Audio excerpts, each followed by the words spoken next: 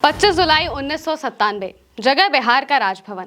हाथों में एक पन्ना पकड़े, सिर पर पल्लू लिए एक महिला मंच पर अटक अटक कर कुछ पढ़ रही थी। वो महिला जो घर में खाना पकाना, बच्चों को पालना, गाय भैंस का दूध दूहना जानती थी, जिसे राजनीति तो क्या, उसकी भाषा तक नहीं आती थी। ऊ का जाने सीटों का समीकरण क्या है, ऊ का जाने सांसद विधायक क्या है।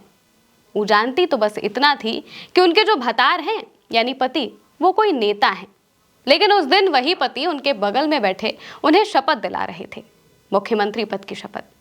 और ये महिला थी बिहार की पहली महिला मुख्यमंत्री राबड़ी देवी। अच्छे वक्त में भी बिहार की विधानसभा कोई मर्दित जगह नहीं है, और बुरे वक्त में तो ऐसी जगह है ही नहीं जहां किसी महिला को अचानक धकेल दिया जाए। लेकिन दुर्भाग्य से बिहार की मुख्यमंत्री राबड़ी देवी के पास कोई चारा नहीं था।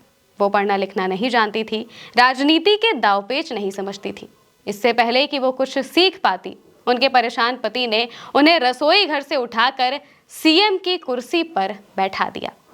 लालू यादव की पत्नी के लिए ये अग्नि परीक्षा की घड़ी थी। अब इससे एक दिन पीछे जाते हैं। साल 1997 और तारीख 24 जुलाई, रात के 10 बज रहे थे। मुख्यमंत्री लालू यादव अपने बेडरूम में पहुंचे। वहां उनकी पत्नी राबड़ी देवी और 9 बच्चे मौजूद थे। लालू ने राबड़ी से कहा, ए सुनिए, कल सुबह आपको सीएम का ओथ लेना है। इतना सुनते ही राबड़ी और बच्चे रोने लग गए।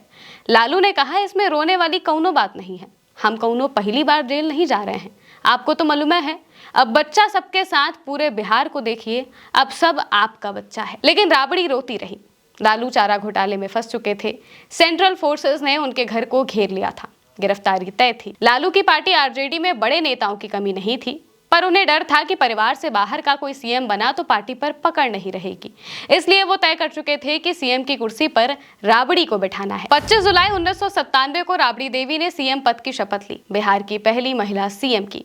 ऐसी सीएम जो घर की रसोई से निकलकर सीधे बिहार की महारानी बन गई थी। शपथ के दौरान राबड़ी 3 बार लड़खड़ाई। लोगों ने मजाक उड़ाया, ठहाके भी लगे। 3 दिन बाद राबड़ी देवी विश्वास मत हासिल करने के लिए विधानसभा में खड़ी थी। मुख्यमंत्री अपने लिखित प्रस्ताव को अटक अटक कर पढ़ रही थी, जो कि 1 मिनट से भी कम में खत्म हो गया। उस वक्त मानो वो मुख्यमंत्री नहीं, सिर्फ लालू की पत्नी थी, जिन्होंने बीते कई दिन अपने पति की गिरफ्तारी के डर में रो रो कर काटे थे। लेकिन राजनीति की दुनिया में रिश्तों की दुहाई काम नहीं आती। वहां बैठे सुशील मोदी ने कहा, लालू को मुख्यमंत्री आवास से बाहर निकाला जाए। राबड़ी कुछ संभल कर बोली, मैं उन्हें आपके घर भेज दूंगी। राबड़ी 3 बार सीएम रही। 1955 में नए साल के दिन गोपालगंज जिले के सेलार कला गांव में राबड़ी देवी का जन्म हुआ था। पिता शिव प्रसाद चौधरी और मां महाराजिया देवी का परिवार 2 मंजिला मकान में रहता था। चौधरी सरकारी ठेकेदार थे, पुल बनाने का काम करते थे। उनकी सरकारी राशन की दुकान भी थी, जहां से सेलार कला के आसपास 38 गांव के लोग राशन लेते थे। उनकी पश्चिम बंगाल में एक गौशाला थी, जहां करीब 500 गाय भैंस थी। राबड़ी की शुरुआती पढ़ाई गांव में हुई। यहाँ उन्होंने 5वीं तक की पढ़ाई की। इसके बाद की पढ़ाई के लिए 4 किलोमीटर दूर जाना था। उनके पिता बेटियों को दूर के स्कूल में भेजने से हिचकते थे, इसलिए राबड़ी को पढ़ाई छोड़नी पड़ी। उनकी 2 बड़ी बहनों जलेबा और पाना ने भी पढ़ाई नहीं की। छोटी बहन गिरजा ने 8वीं तक पढ़ाई की। हालांकि उनके तीनों भाइयों ने ग्रेजुएशन तक पढ़ाई की। राबड़ी 18 साल की हुई तो पिता उनकी शादी के लिए लड़का देखने लगे। पास के गांव के मुखिया ने फुलवारिया के एक लड़के के बारे में बताया, जो पटना में पढ़ रहा था। एक टीवी शो में राबड़ी बताती हैं, चाचा ने पिताजी से कहा कि लड़के के पास पक्का घर नहीं है, हमारी बिटिया पक्के घर में जन्मी है, उसकी शादी पक्के घर वाले परिवार में ही होगी। लेकिन पिताजी मन बना चुके थे। 1973 में बसंत पंचमी के दिन फुलवारिया गांव से सेलार कला बारात आई। पीला कुर्ता पैजामा और टोपी पहनकर आए दूल्हे के साथ राबड़ी की शादी हो गई। ये दूल्हा लालू प्रसाद यादव थे, जो 17 साल बाद बिहार के मुख्यमंत्री बने। सीनियर जर्नलिस्ट संतोष सिंह अपनी किताब रूल्ड और मिसरूल्ड में लिखते हैं, चौधरी चाहते तो अमीर परिवार में राबड़ी की शादी कर सकते थे, लेकिन वो लालू की बुद्धि, कद काठी और पढ़ाई से प्रभावित हो गए थे। उस वक्त तक राजनीतिक खेमे में लालू की चर्चा होने लगी थी। चौधरी ने लालू को दहेज में 5 बीघा जमीन और 5 गाय दी। लालू यादव अपनी biography Gopalganj to Raisina my political journey में लिखते हैं, शादी से पहले मैंने एक भरोसेमंद दोस्त को राबड़ी के घर भेजा। उसने जो जानकारी दी उससे मुझे लगा सब ठीक है। शादी के वक्त जब मैंने सिंदूरदान किया तब भी राबड़ी ने घूंघट कर रखा था। गौने के बाद जब वो घर आई तब मैंने उन्हें पहली बार देखा। कुछ दिनों बाद राबड़ी भी पटना पहुंच गई। फिर दिन आया 18 मार्च 1974 का। हजारों छात्रों ने विधानसभा का घेराव कर दिया। पुलिस ने आंदोलनकारी छात्रों पर लाठीचार्ज किया और आंसू गैस के गोले छोड़े। कई लोग घायल हुए। अफवाह फैल गई कि पुलिस की फायरिंग में लालू की मौत हो गई। राबड़ी तक भी ये बात पहुंच गई। उसी दिन लालू पुलिस से बचते हुए राबड़ी से मिले और समझाया। इसके बाद वो अंडरग्राउंड हो गए। इधर पुलिस लालू के पीछे पड़ी हुई थी। 22 मार्च 1974 को वो गिरफ्तार हो गए। मीसा एक्ट के तहत उन्हें बांकीपुर जेल भेजा गया। 2 साल तक लालू जेल में ही रहे।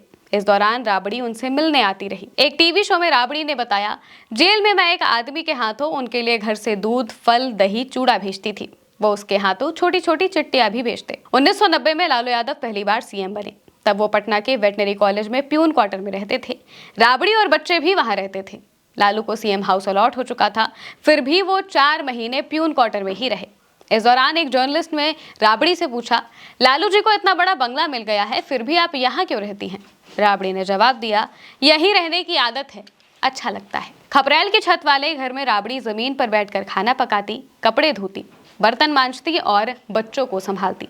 उन्हें राजनीति में कोई दिलचस्पी नहीं थी। 28 जुलाई 1997 को बिहार विधानसभा में विश्वास प्रस्ताव लाया गया। गुलाबी साड़ी पहनी राबड़ी ने पहले से तैयार पाठ को रुक रुक कर पढ़ा। 1 मिनट में उनका भाषण खत्म हो गया। तभी विपक्ष के नेता सुशील मोदी ने लालू यादव के घोटाले और पत्नी के सीएम बनाने को लेकर निशाना साधा। राबड़ी तुरंत खड़ी हुई और मुस्कुराते हुए बोली, मैंने आपको हमेशा अपना बड़ा भाई माना है। सुशील मोदी बोले, आप उस अपराधी को मुख्यमंत्री आवास से बाहर निकाल दीजिए। इस तंज पर राबड़ी ने जवाब दिया, मैं उन्हें आपके घर भेज दूंगी। वहां मौजूद लालू ने हैरानी से दोनों हाथ ऊपर उठा दिए। पूरी विधानसभा में ठहाके लगने लगे। तंज से शुरू हुई बातचीत मजाकिया लहजे में बदल गई। विश्वास प्रस्ताव के दौरान राबड़ी के पक्ष में 194 और विरोध में 110 वोट पड़े। जब राबड़ी विधानसभा से बाहर आई तो उन्होंने मीडिया से कहा, मैं पति की हर बात मानूंगी, लेकिन उनके गलत आदेश नहीं। इंडिया टुडे मैगजीन की रिपोर्ट के मुताबिक लालू राबड़ी को हर उस जगह ले गए जो उनके लिए तीर्थ थे। कदम कुआं में जयप्रकाश नारायण के घर, पाटन देवी मंदिर, सेक्युलरिज्म के लिए 1-2 मजारे। लालू ने उन्हें वॉकी टॉकी चलाना भी सिखाया था। फिर राजनीतिक व्यवहार की एक क्लास दी। मसलन साड़ी का पल्लू सिर पर रखें, हिंदुओं को नमस्ते और मुस्लिमों को आदाब करें, बुर्का पहनी मुस्लिम महिलाओं को बेहिचक गले लगाएं और भरोसा दिलाएं कि उनकी पार्टी किसी सांप्रदायिक ताकत से उन्हें खतरा नहीं होने देगी। जेल में रहते हुए भी लालू जिससे चाहे उससे मिल सकते थे। वहीं से वो राबड़ी को डायरेक्शन देते, ट्रांसफर पोस्टिंग जैसे तमाम जरूरी सरकारी कामों के लिए अधिकारियों को बुलाते। लेकिन राबड़ी देवी के शासन में ही बिहार में जंगल राज का टैग भी मिला, जिसकी वजह उनके भाई साधु यादव बने थे।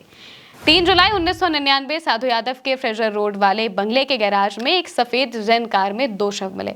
ये शव गौतम और शिल्पी के थे। उनके परिजनों का दावा था कि शिल्पी का गैंगरेप करके उसे मार दिया गया। वहीं शिल्पी को बचाने पहुंचे उसके प्रेमी गौतम का गला दबाकर हत्या कर दी गई। अनुरंजन झा अपनी किताब गांधी मैदान ब्लफ ऑफ सोशल जस्टिस में लिखते हैं, राबड़ी की नाक के नीचे साधु और सुभाष की शह पर उनकी ही पार्टी के नेता हर तरह के कुकर्म करते रहे। साधु और सुभाष ने बिहार के अपराध को अपनी मुट्ठी में ले लिया था। नरसंहार, अपहरण, हत्या, रेप, चोरी, डकैती जैसे तमाम अपराध बढ़ने लगे। अफसर भी मनमानी करने लगे। घूसखोरी और घोटाले चरम पर थे। इसी माहौल में 5 अगस्त 1997 को एक मामले की सुनवाई करते हुए पटना हाईकोर्ट के जस्टिस वीपी सिंह और जस्टिस धर्मपाल सिंह की बेंच ने कहा, बिहार में सरकार नाम की कोई चीज नहीं है, जंगल राज है। भ्रष्ट अफसर प्रशासन चला रहे हैं। विपक्ष ने जंगल राज कहकर राबड़ी और लालू को आड़े हाथों लिया। जंगल राज लोगों की जुबान पर चढ़ गया। वहीं लालू राबड़ी के बच्चे समझ चुके थे कि अब मामाओं को दूर करना होगा।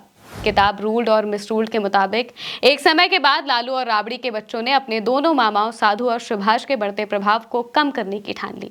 बेटी मीसा, रोहिणी और हेमा अपने माता पिता को अकेला नहीं छोड़ती थी ताकि इन चतुर मामाओं से दूरी बनी रहे। वहीं पार्टी के बड़े नेता जगदानंद सिंह और जाबिर हुसैन ने भी लालू को समझाया कि दोनों भाई कई गुंडों को शह देकर पार्टी को बदनाम कर रहे हैं।